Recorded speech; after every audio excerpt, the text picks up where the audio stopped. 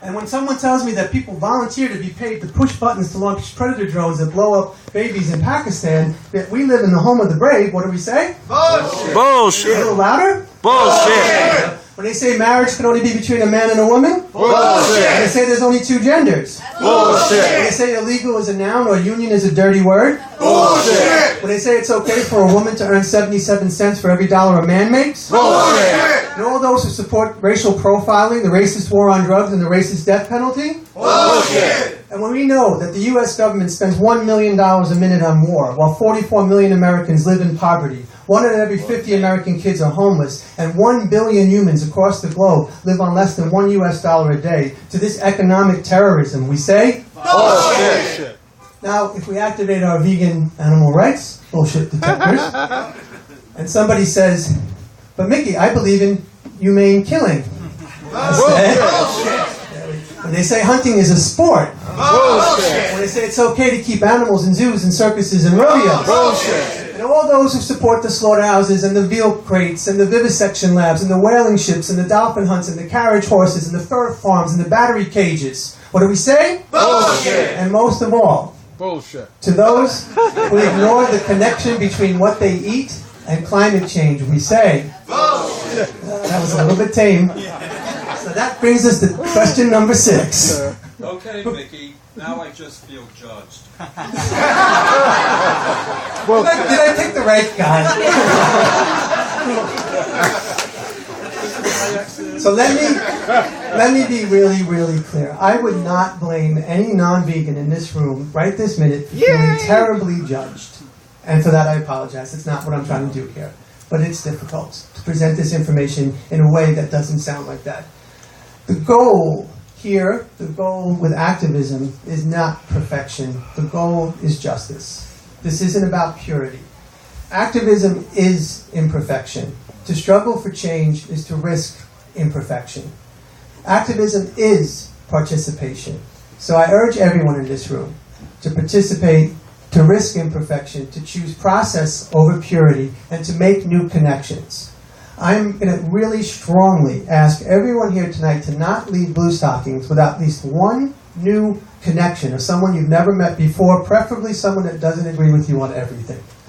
Let's make sure that this isn't just one event, that it can, who knows where the reverberations are going to go. Because I promise you this, the human beings in all life that come after us will not even be remotely impressed by this event or anything any of us are doing if they, in the future, have no clean air to breathe, no clean water to drink, and are stuck living on a toxic, virtually uninhabitable police state of a planet. I can guarantee you they're going to ask us instead, why didn't you do more to stop everything from being poisoned or consumed or destroyed?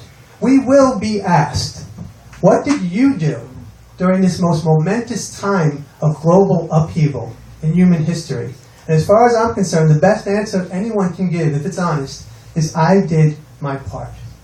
I lived and breathed my part 24 hours a day. I occupied for all species. And why would we occupy for all species?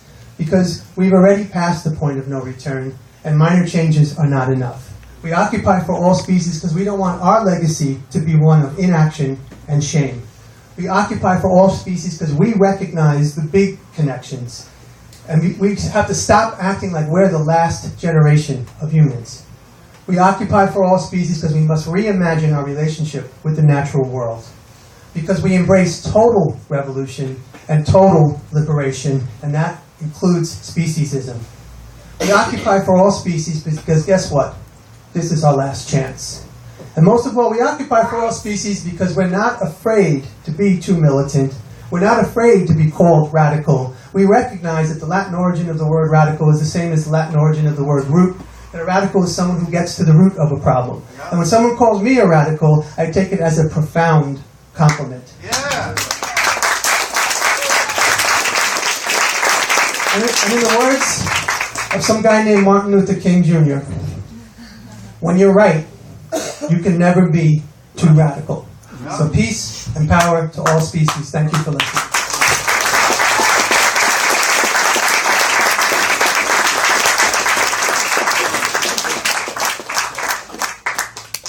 He's been waiting to ask this question since 2 minutes in. Yeah, you identified probably correctly America as kind of the worst of what you're describing. Could you talk a little bit louder? You identified corporate America as the biggest. It seems that the biggest and the most, toxic of, let's say, the nation state. My question is, when I think of the worst, I sometimes think of China as it is now, particularly what's going on in Tibet. Do you see?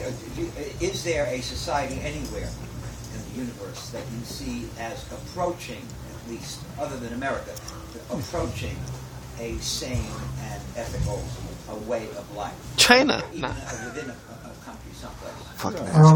Maybe Use as an example. maybe right here in the People's Republic of Blue Saki. Maybe right here. This is in small groups like this, and maybe that's the answer. Downsizing. I don't know. I don't want to get into comparing China and the U.S. It's a race to the bottom at that point. But I understand. I didn't consciously single out the U.S. We're in America. I was born and raised here. We have 5% of the population consume like 35% of the resources.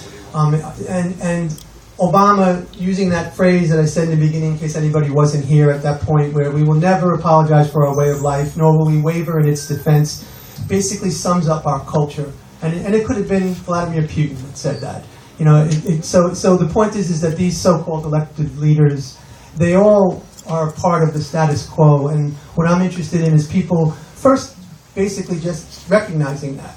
Recognizing, like I said, the bullshit detector. Recognizing when they're being bullshit too, because we are 24 hours a day. And like I said, I could go into the media stuff and all that. So I wish I could say to you, oh yeah, this country's got it down or that. But one step at a time. But I wasn't specifically singling out the U.S. It's global. Mr. Gentleman? Yeah, we're obviously in real bad straits. And personally, I spend a lot of time thinking about how we get out of this. I'd kind of be interested to see just how you see us proceeding. I feel like there is like a clock that's ticking. I think we have probably less than 4 years to really get something that's going to be decent. How do you see things proceeding? Could you repeat it? Question. He said that he's contemplated often how we're in dire straits, and his own estimate is like 4 or 5 years that we need to create change. How could we proceed? The easy answer to that question is just proceed.